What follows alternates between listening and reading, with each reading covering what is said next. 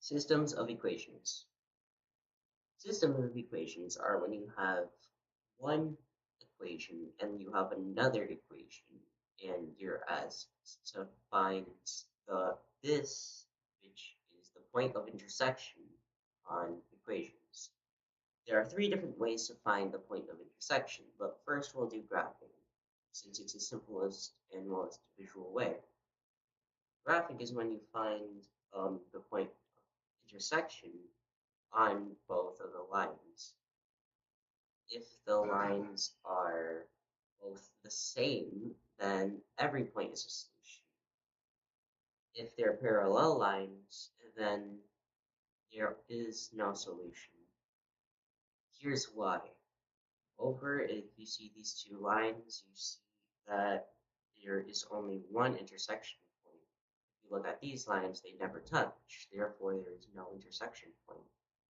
And if you look at the two of the same line, every single point is the same on both lines. Therefore, every single point would theoretically be a point of intersection. Then the next is substitution.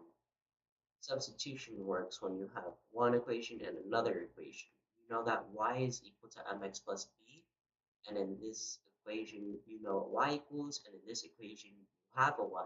So you plug in y to the equation, as shown right there. Here's an example. The sum of two numbers is 20, and their difference is 10.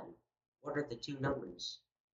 Here, the equations would be x for the first number and y for the second number. X plus y is 20, and x minus y is 10. So you take these two equations, and you move x to the other side. That would give you negative x plus 20. So we're replacing that with negative x plus 20.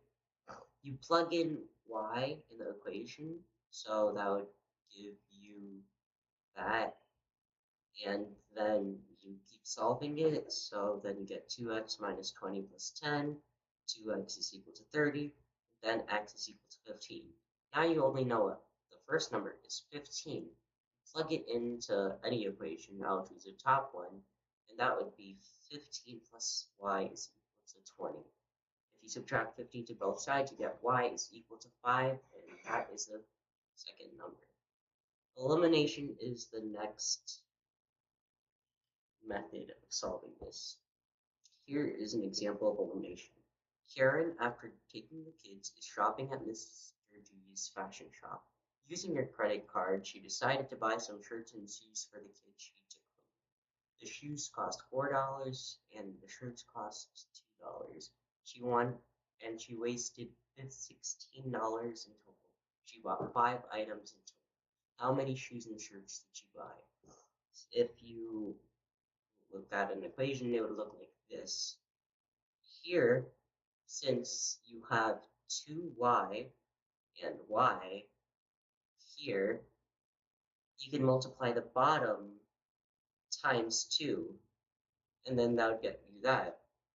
And then you would subtract both of the equations, and that would give you 2x is equal to 6. Divide that by 2, it's x is equal to 3. Now you plug it into the equations. Using the bottom one, it's easy to see that y is 2, so y is equal to 2, meaning the point of intersection, or the solution, would be the point 3, 2.